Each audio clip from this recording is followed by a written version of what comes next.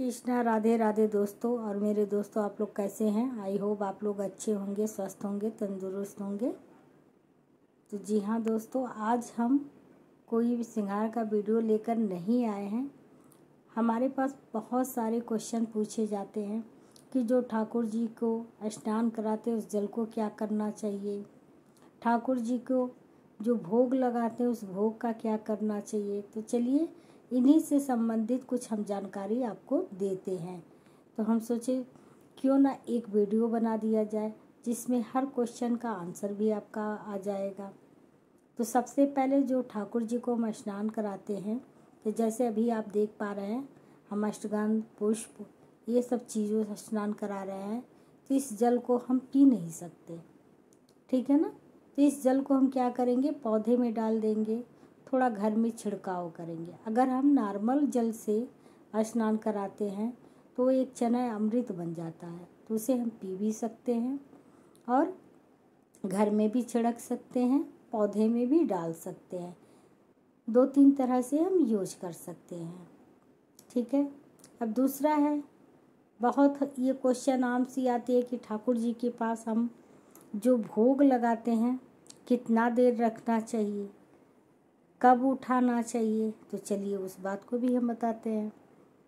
ठाकुर जी के पास अगर आप ड्राई फ्रूट फल ये सब रख रहे हैं तो 10 मिनट 8 मिनट इतना काफ़ी होता है और उस फ्रूट को आप स्वयं ग्रहण कर सकते हैं क्योंकि वो एक प्रसाद बन जाता है। अगर भोजन आप ठाकुर जी को दे रहे हैं तो भोजन करने में हर इंसान को 15 से 20 मिनट लगता है, तो उतना टाइम ठाकुर जी को भी देना चाहिए। नहीं ज़्यादा तो 15 मिनट तो उनके पास भोजन रख देना चाहिए। 15 मिनट के बाद उस भोजन को उठाइए। आपका जितना खाना है सभी खाने में आप अपना मिक्स कर दीजिए, तो वो एक प्रसाद बन जाता है जिससे हम लोग खाते हैं, हम लोगों की आत्मा शुद्ध होता है। जो भी निगेटिव चीज़ें होती है हमारे शरीर के अंदर नहीं रहती है, पॉजिटिव एनर्जी आती है, ठीक है ना। फिर तीसरा क्वेश्चन होता है कि ठाकुर जी को क्या सुलाना ज़रूरी होता है। तो देखिए ये आपके भाव पे डिपेंड करता है। कुछ लोग सुलाते भी हैं, कुछ लोग मानसिक सेवा देते हैं, ठीक है ना। तो दिन में तो हम इन्हें मानसिक सेवा विश्राम कराते हैं, जैसा हम करते हैं वैसा बता रहे हैं आपको। मानसिक विश्राम कराते हैं, रात में हम इनको शयन कराते हैं, तो इनके लिए बेड बिस्तर सब कुछ लगाते हैं, दूध पिलाते हैं, इन्हें सुलाते हैं और हम इन्हें सुलाते हैं। कुछ लोग हैं दिन में भी इनके वस्त्र चेंज कर देते हैं। तो आपकी इच्छा, अगर आप मानसिक सेवा देना चाहते हैं तो दिन में मानसिक सेवा दे सकते हैं, लेकिन रात में तो विश्राम कराना कंपलसरी है क्योंकि ये कि बच्चे हैं और दिन भर बैठने से कमर दर्द हो जाती है। आम सी बात है, अगर हम लोगों को अगर रेस्ट ना मिले तो हम लोग कैसे फील करते हैं। वैसे हम ठाकुर जी के प्रति भी सोचते हैं। तो आप देख लीजिए, अगर दिन में भी अगर श्रृंगार उतार के उनको शयन कराना चाहते हैं तो करा सकते हैं, लेकिन रात में तो कंपल्सरी है उनको शयन कराना, तेल लगाना, ना स्नान कराना। अगर गर्मी है तो स्नान कराइए, वस्त्र बदलिए, तो ये सब कर सकते हैं। अब चौथा क्वेश्चन आता है कि मानसिक जब हम पीरियड आते हैं तो उस समय क्या हम ठाकुर जी का सेवा किस तरह से करें।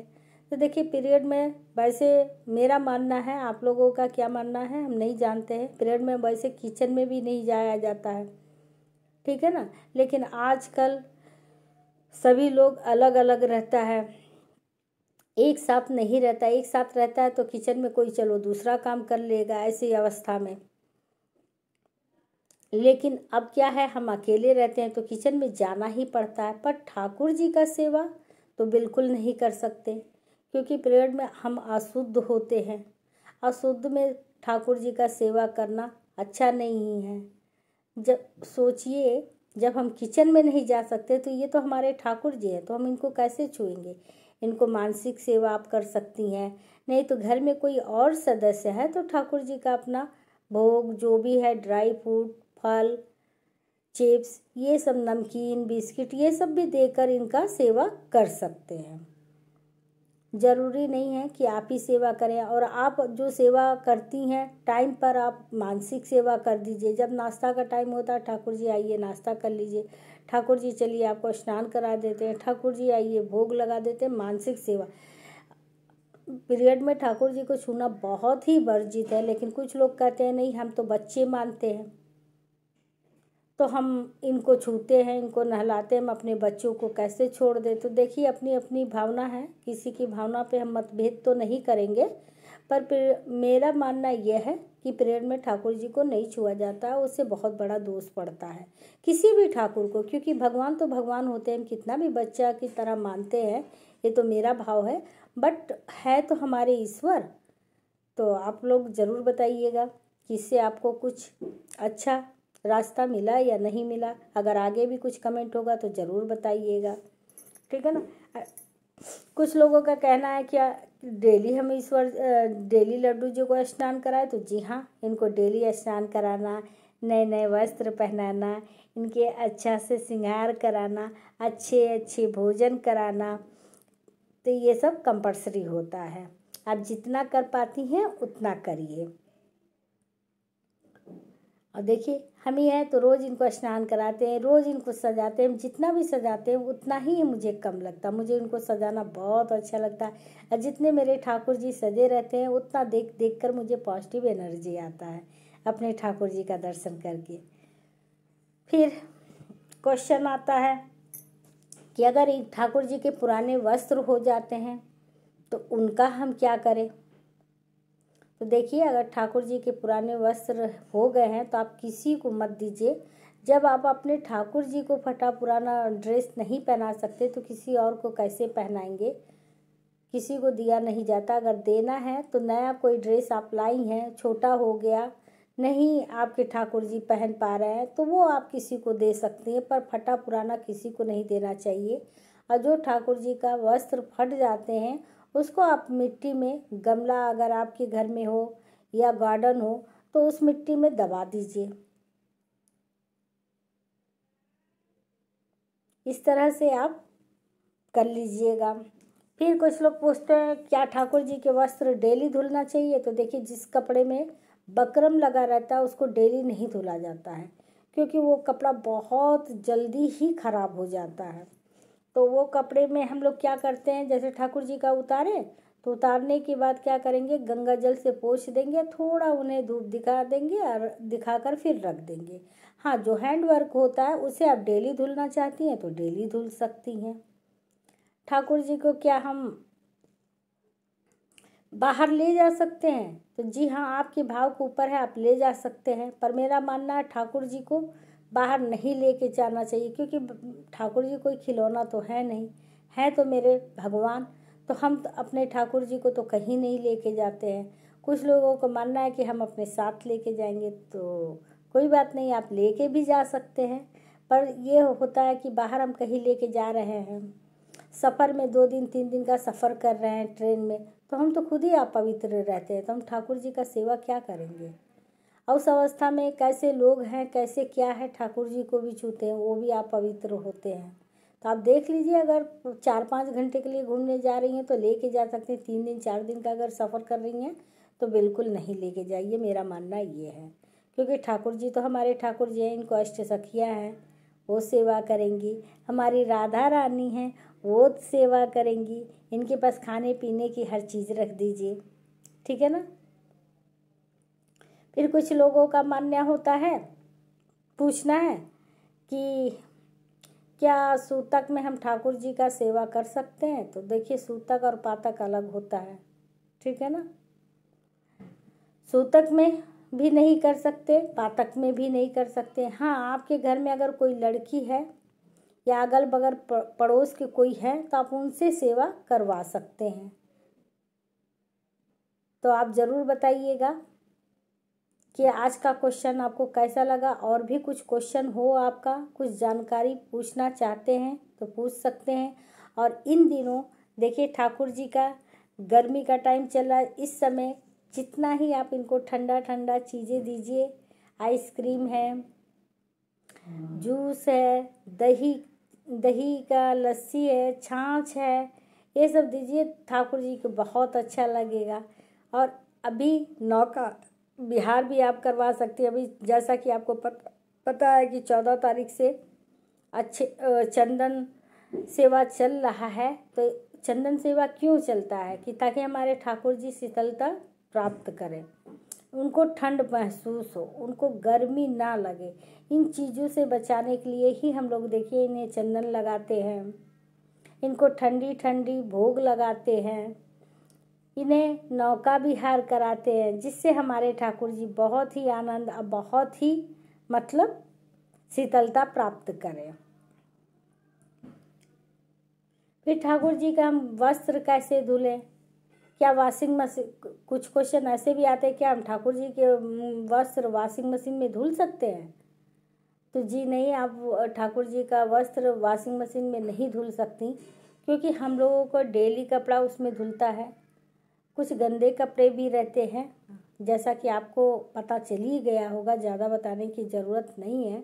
तो ठाकुर जी के लिए एक टॉप लेकर आइए, उसमें आप छोटा छोटा ही तो लगता है, ज़्यादा बड़ा नहीं लगता है, छोटा से लेकर आइए। उसमें सर्फ डाल दीजिए, चाहे एरियल डाल दीजिए, चाहे इजी वॉश ले लीजिए, कुछ भी आप उनसे इनके वस्त्र को धुलिए, पर वॉशिंग मशीन में मत डालिए, उसमें कपड़े भी खराब हो जाते हैं और वैसे उसमें धुलना भी नहीं चाहिए।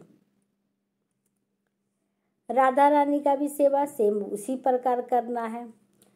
अब एक क्वेश्चन आता है, अगर हमारे घर में युगल सरकार है तो उनकी सेवा हम कैसे करें? तो देखिए, लड्डू गोपाल की सेवा और युगल सरकार की सेवा में थोड़ा सा डिफरेंस होता है।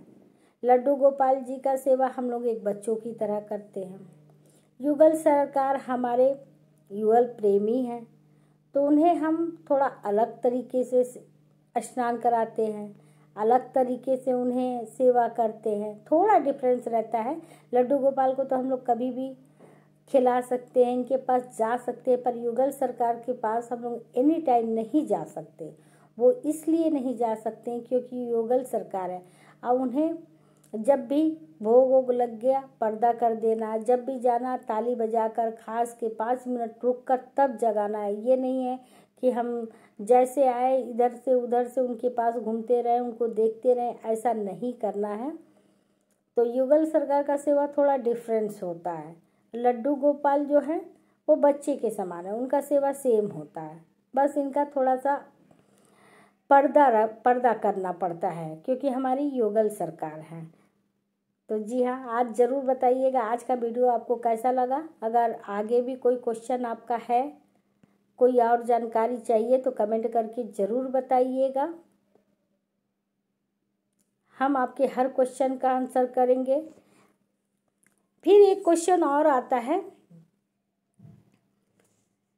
कि जो हम ठाकुर जी के पास जल रखते हैं उस जल को क्या करना है? तो देखिए, उस जो 24 घंटा ठाकुर जी के पास जल रखा जाता है वो जल बहुत ही पवित्र हो जाता है। उस जल को पी लेना चाहिए, सब फैमिली मिलकर प्रसाद के रूप में ग्रहण कर लेना चाहिए।